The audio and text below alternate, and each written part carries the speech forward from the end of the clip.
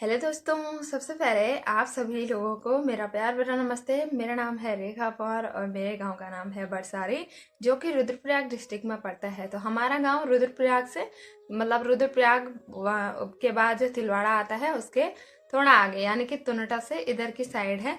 और काफी लोगों के मैसेज आते हैं कि आप लोग कहाँ से हो, आप कहाँ से हो। मतलब काफी लोगों ने का देखा मैंने कि जो ब्लॉग देखते होंगे वो तो क्यों पूछेंगे, जो डेली ब्लॉग देखते होंगे लोग। लेकिन ये दिक्कत उनको आती है जो व्लॉग नहीं देखते हैं। कुछ लोग इंस्टा पे काफी अच्छा मानते हैं मुझे या मान सम्मान देते हैं कि हम लोग आपकी डेली की व्लॉग या वीडियो देखते हैं, रील देखते हैं, तो काफी अच्छा लगता है। और मुझे भी काफी खुशी होती है कि मेरी इतने कम टाइम पे काफी सारे फैन फॉलोइंग हो गई है और काफी सारे बड़े लोगों का आशीर्वाद भी मिल रहा है मुझे, है ना। तो अभी मैं फिलहाल घर पे ही हूँ। दोपहर के 1 बज रहे हैं और कपड़े धोने जा रखे थे। मैं जस्ट अभी कपड़े धो के आई। आज सुबह से ही घर का काम था, बस थोड़ा सा तबीयत भी खराब थी, चक्कर वगैरह आ रहे थे, तो मैंने घर का ही काम करा। बाकी मैंने ब्लॉग नहीं बनाया आज, क्योंकि डेली डेली घर का काम ही हो रहा था। तो आज मैंने सोचा कि किसी का कमेंट आ रखा था कल मेरी एक रील पे देखा होगा आपने, मैंने जंगल में एक रील डाली थी, तो उन्होंने कहा कि आपका मंगलसूत्र कहाँ है। तो मुझे इसी से याद आ रहा था कि आपका मंगलसूत्र कहाँ है, कि ऐसे बोलो कि आपने डाल नहीं रखा। तो परसों क्या हुआ कि मैंने जंगल के लिए चैन डाली हुई थी, मैंने जंगल के लिए उतार दी थी। वो अलग बात है। तो बाकी गहने से कुछ नहीं होता है। वो होता है कि बस थोड़ा होना भी चाहिए, वैसे लगाना चाहिए। लेकिन मैं भूल गई थी, अभी भी नहीं लगाया है मैंने। अभी भी ऐसा ही है, तो यहीं पे रखा हुआ है मैंने सामने पे, लेकिन लगाया नहीं। तो कल मैं पूरे दिन वही बात सोच रही थी कि जब एक टाइम था, मैंने एक ब्लॉग डाला था शादी के टाइम का, कि मेरे पास गहने नहीं थे या फिर ऐसे ही।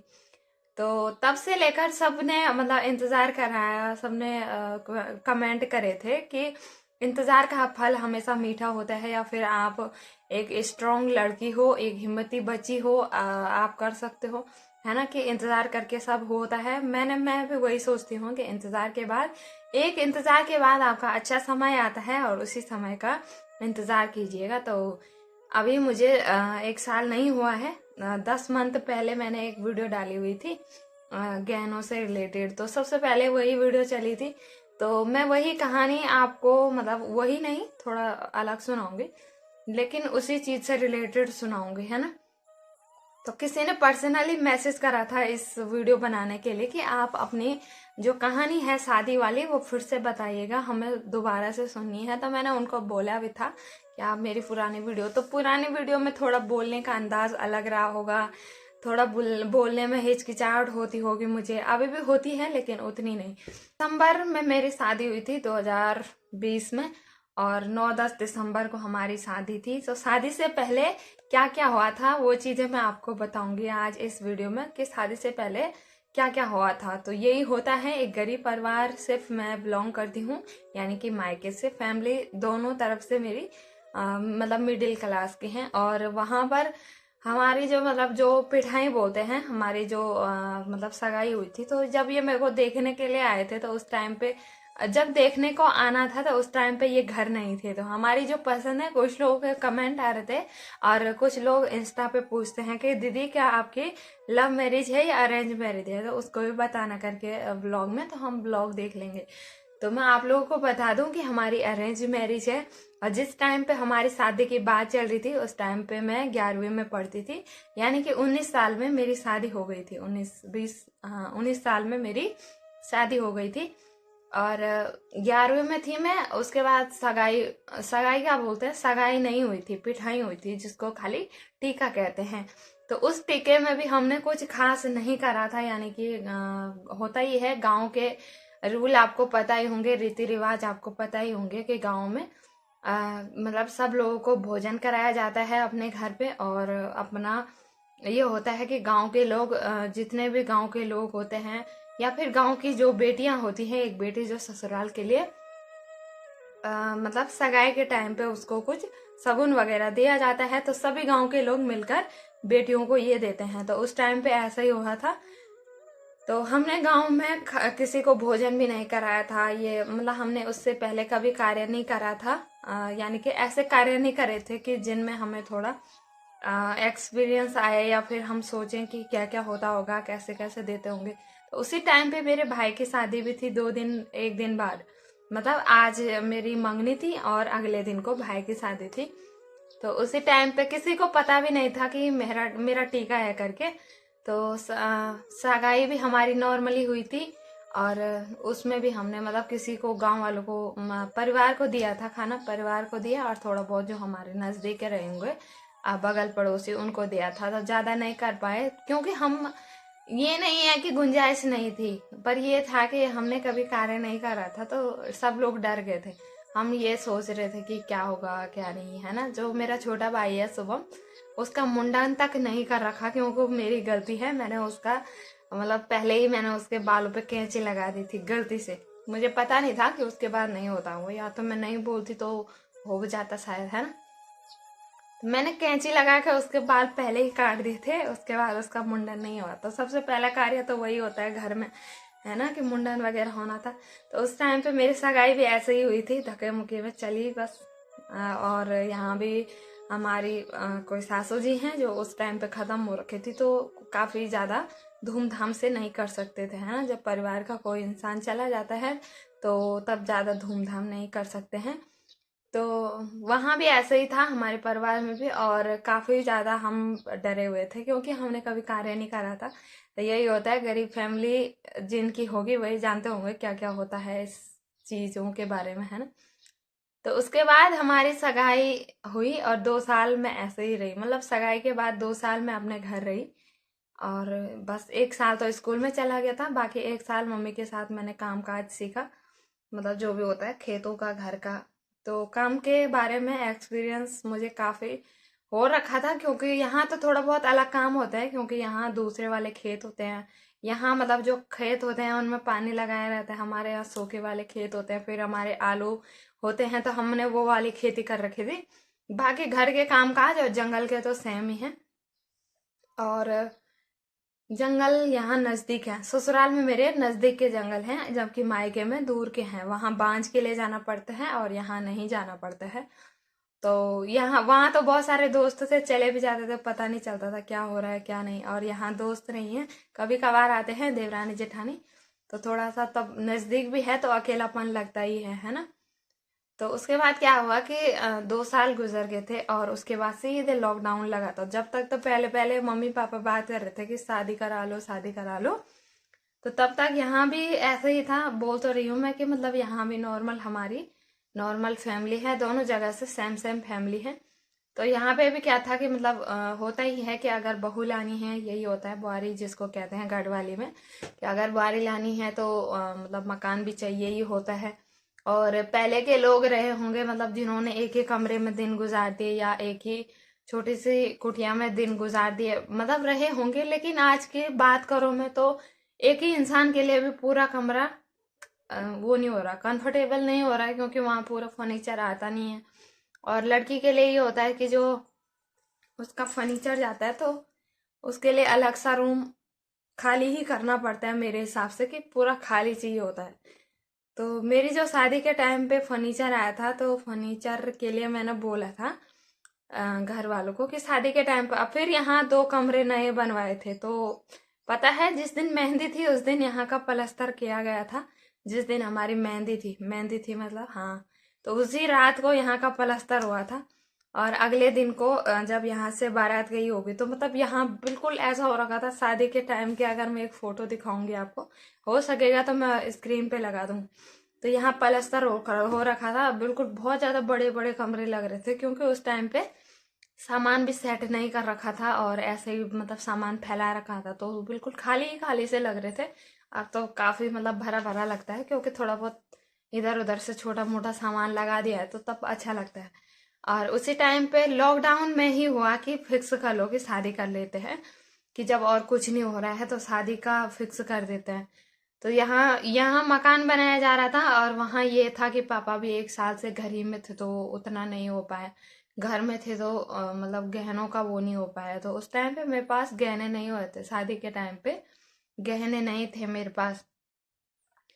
तो पापा भी घर ही थे, और यहाँ भी ये थे कि मतलब जो मेरे हस्बैंड है वो भी घर ही थे। मतलब उसके हिसाब से गहने तो मुश्किल ही था, है ना, क्योंकि यहाँ तो मकान लगा हुआ था।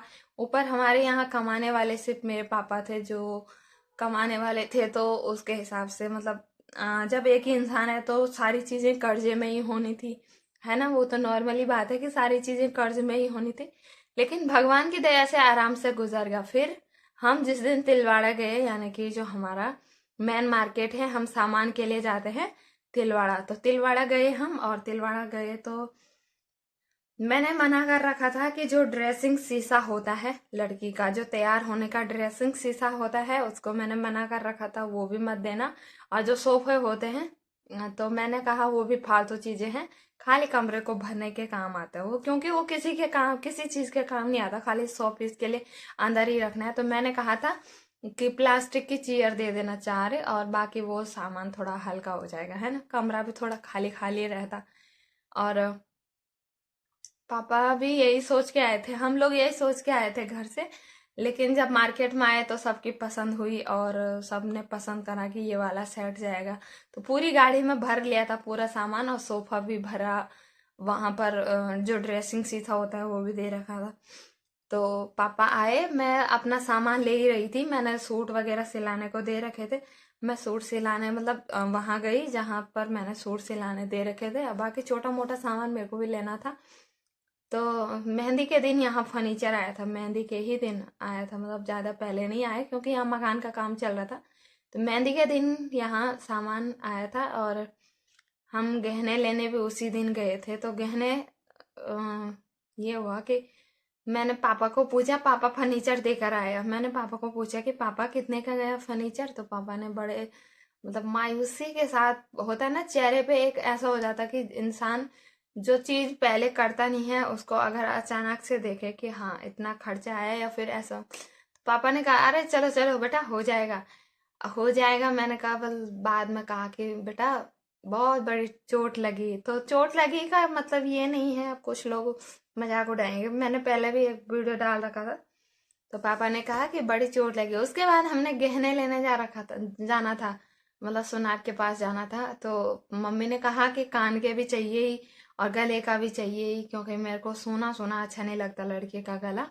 तो हमने एक मटर माला जो होती है, एक पेंडल वाली छोटी सी, और कान के लेने थे। तो मम्मी ने कहा था कि मतलब ठीक ठाक लेना थोड़ा।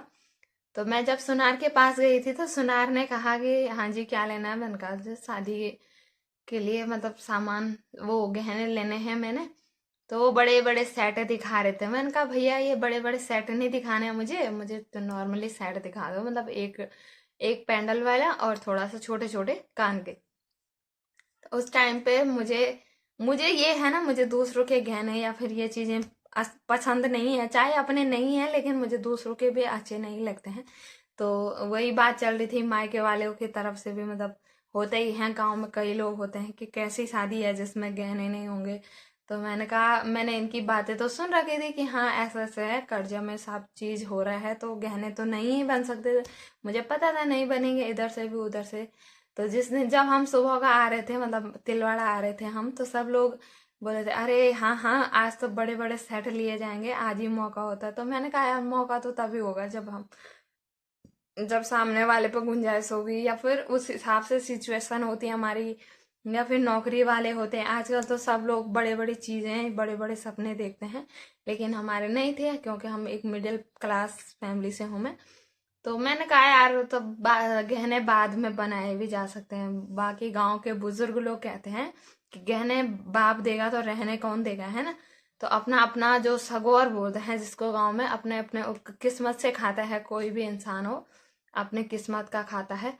और जिसके पास गहने नहीं है, ये तो है नहीं कि वो इंसान जिंदा ही नहीं है या फिर वो बिना गहनों के बीमार हो गया, ऐसा तो होता नहीं है। तो बाकी उस टाइम पे हमने उतने ही लिए थे, बाकी यहाँ से ज्यादा गुंजाइश नहीं थी। और ऐसा ही हुआ कि मैंने कहा इंतजार कर लेंगे, हम गहने बाद में बना लेंगे, फिलहाल शादी का खर्चा निपटा दो, क्योंकि जो कार्य मेन चीज है वो तो निपटा नहीं है, गहने नहीं भी हैं तो बाद में भी बन सकते हैं, है ना। तो ऐसा ही हुआ था शादी के टाइम से, और अभी तक भी थोड़ा बहुत इंतजार कर रहे हैं। बाकी पिछले साल काफी अच्छा चल रहा था, तो मतलब ठीक ठाक ही चल रहा था। नौकरी का चल रहा था इनकी, मतलब दुबई में जॉब लगी थी तो ठीक ही चल रहा था। बाकी कर्जा तो निपट गया था थोड़ा बहुत बड़ा बड़ा, तो बाकी जिनका तो ज़्यादा देना होगा वो थोड़ा बहुत रह रखा है। लेकिन भगवान की कृपा से ये है कि मतलब स्वस्थ है इंसान तो सब कुछ है, स्वास्थ्य है तो सब कुछ है ना। तो ऐसा ही हुआ था। और मतलब अब फिर वहाँ नौकरी छूट गई, दुबई की नौकरी छूट गई, तो इसी आस में थे कि चलो कर्जा निपट जाएगा तो उसके बाद हम लोग तब बना लेंगे गहने। तो ऐसे ही हो गया था उस टाइम पे भी, क्या क्या बता सकते हैं ना। तो अभी भी फिलहाल मुंबई में है स्वामी जी, और वहां से मतलब दुबई से तो होटल बंद हो गया था, उसके बाद बन नहीं पाया। तो होटल बंद हो गया तो उन्हीं की नौकरी चली गई, फिर गहने वगैरह तो कहाँ इससे बनते। बाकी मुझे ये था कि पहले कर्जा निपटाना था। और शादी के टाइम पे काफी लोगों ने मुझे बोला भी था कि बेटा हम दे देते हैं गहने आपको, मतलब जो शादी का गहना होता है हम दे देंगे बाद में हमारी बेटियों के लिए, या फिर ऐसे बना देना। तो मैंने हाथ जोड़े, मैंने कहा नहीं हो पाएगा, क्योंकि मेरे पापा ये है ना बुजुर्ग आदमी है और नौकरी का कभी भी कोई भरोसा नहीं होता है। मैंने कहा स्वस्थ रहेंगे तो बाद में ही अगर गुंजाइश होगी तो कौन सा मैं उनकी बेटी नहीं रहूंगी, या फिर है ना। तो मैंने कहा पापा बाद में ही बना लेंगे, बाकी गहने से कुछ नहीं होता है। जो लड़की सिर्फ इन्हीं चीजों पे, कोई लड़की बुरा ना माने, लेकिन जो लड़कियां सिर्फ इन्हीं चीजों पे शादी के टाइम पे थोड़ा हल्ला करते हैं, तो पापा की भी थोड़ा सा समझने की कोशिश करें कि कैसे फीलिंग होती है, या फिर अपने घर की सिचुएशन को देखकर कोई भी चीज बोले। मैं किसी को ज्यादा ज्ञान नहीं दे सकती क्योंकि मैं भी अभी छोटी हूँ बहुत ज्यादा, लेकिन जो चीज मैंने सीखी है जिंदगी में, जहाँ पर जो ठोकर जो चीज मैंने सीखी है वो मैं आप लोगों के साथ शेयर करती रहती हूँ। और ये नहीं है कि कोई भी चीज हम बड़े से ही सीख सकते हैं, कई चीजें हम छोटे से भी सीखते हैं। तो छोटे बड़े अपनी सलाह दें कि क्या मैंने अच्छा किया, या फिर आपको स्टोरी कैसी लगी। और बाकी गहने अब बन जाएंगे, ठीक है। कोई ये ना कहे कि फिर कि आपके पास अभी भी नहीं है, हैं छोटे मोटे हैं मेरे पास, है ना। तो भगवान की कृपा रही और आप लोगों का प्यार सपोर्ट रहा तो जरूर एक दिन हम पूरे गहने के साथ आप लोगों को मिलेंगे। और इसी सुनहरे सपने के साथ आज का ब्लॉग मैं यहीं पे एंड करती हूँ। उम्मीद और आशा करती हूँ कि आपको ब्लॉग पसंद आएगा, और लाइक शेयर और सब्सक्राइब जरूर से कर दें, क्योंकि मैं आप लोगों के साथ ऐसे ही अपनी दिनचर्या या फिर कहानियों के साथ आती रहूंगी, ठीक है। तो मिलते हैं अगले ब्लॉग में और धमाकेदार ब्लॉग में। तो आप लोगों को अगर कुछ क्वेश्चन पूछने हो तो मुझसे पूछ सकते हैं, मैं अगली वीडियो में आपके क्वेश्चनों के आंसर दूंगी, ठीक है। तो ये चीज जरूर से पूछ लें, क्योंकि कई सारे लोग तब अलग अलग पूछते हैं। तो इस वीडियो में क्वेश्चन भी पूछ लें, जिसका मैं एक एक करके आप लोगों को आंसर देती रहूंगी। तो ठीक है दोस्तों, ध्यान रखें अपना। बाय बाय, मिलते हैं अगली वीडियो में।